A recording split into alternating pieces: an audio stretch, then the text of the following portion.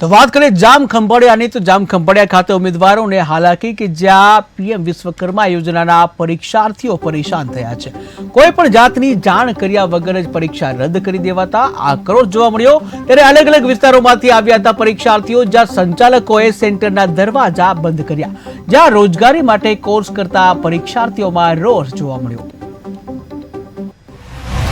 PM Vishwakarma યોજનાનો લાભ લેવા માટે અમે આ દિવસોમાં 7 દિવસ અહીંયા આવ્યા છે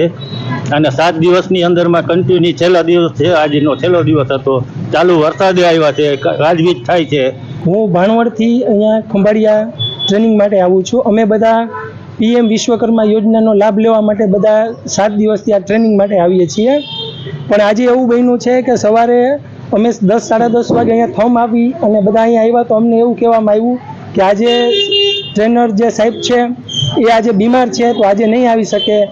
વિશ્વકર્મા પીએમ યોજનાનો લાભ લેવા માટે હું આવું છું અને અમારા ભાઈઓ ઘણા બધા છે અને ખંભાળિયા અમે આજે 6 થી 7 દિવસ થયા અહીંયા એક્ઝામ દેવા માટે આવીએ છીએ। તે આજે લાસ્ટ ડે છે એવું એનું કહેવું હતું અને અમારા મોબાઈલમાં પણ મેસેજ પણ નાખેલ છે, તો મેસેજમાં એવું પણ જણાવેલ છે કે તમે આજે આ ગુરુવારે જરૂર તમારે આવવાનું રહેશે જ, નહીં તો તમારા ફોર્મ કેન્સલ કરી નાખીને અમે એટલા ભર વરસાદમાં આટલા લોકો હેરાન થાય છે અને 40 થી 45 જણા અમે છે,